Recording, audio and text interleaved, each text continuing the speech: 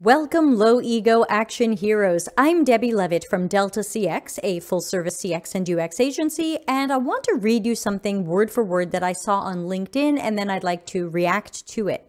Here's what it said, quote, "Last week, I talked to the head of UX. He told me," this is at another company, "he told me that one big challenge is that UX people and business people often speak a different language. It's very challenging to demonstrate the importance of UX and CX if the management does not understand the impact on business or even what these terms mean. One big question is the ROI of great UX or CX. It can be tricky to communicate this if all that is asked for is how much profit will this make us or how much money will this save us. And that's exactly why I believe it's so important to have a close collaboration, participate in workshops together, and even ideate, prototype, and launch together, because we learn and understand best through experience, not through theoretical knowledge transfer." End quote.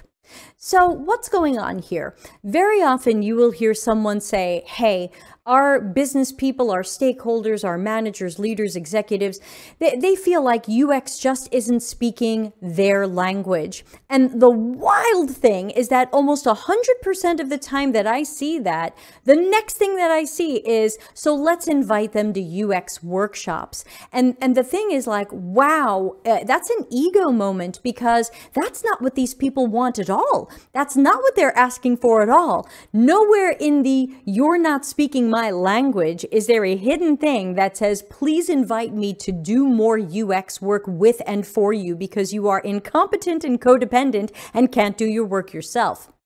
What the message is there is you need to figure out how to explain the value of what you're doing to the business and make sure that as you're doing things that you are still speaking to business strategies, business goals, and business initiatives, whether you're supporting those or you're pushing back on those because there's something about them that doesn't match user and customer needs. But absolutely the last thing people want is to have UX evangelized to them or to be brought into another workshop so they can just sketch screens and have fun. So I think that when we think that the answer is workshops, we are going in the wrong direction. We are telling these people, stop what you're doing, stop your mission critical work, and come sit with us for hours or days so you can do our work.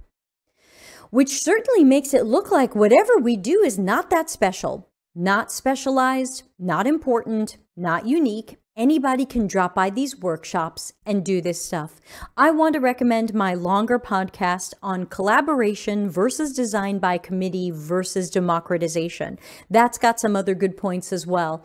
But remember, when you are taking someone who says, you're not speaking my language, which is really also, you're not giving me what I need, you're not my true partner. And if your answer to that is, step into my world and do my things with me, then I think you're having an ego moment. You're thinking that this is a call to evangelize CX and UX, and it's not. When someone says you're not speaking my language, shut up and ask questions. Tell me more about what types of information I can deliver to you that help your goals and strategies and initiatives. Tell me, now remember, you're not asking for their approval, you're not asking them to micromanage you, and you're certainly not asking them to do your work with you. So be careful what you ask, but find out, what does this person need? And ask them specifically, you're saying that I'm not speaking your language. Okay, can you give me an example of that?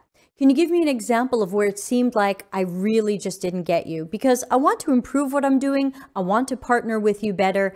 I just want to make sure I understand what's going wrong so that I can work to fix it. And so I often will ask people for examples or explanations of these things because I don't want to guess what I'm not doing right for them. We don't guess in UX. We learn and find out. We ask. So find out what is going wrong that this person says, we're not speaking the business's language. What do we need to change? Chances are we can still do our work the same way, but we might change how we present it. It could be as simple as that. Maybe they don't want the 50-page research report. Maybe they want the 10-page PowerPoint slide version. Maybe that would change things. Maybe they want a little bit more quant with all the qualitative because they like numbers.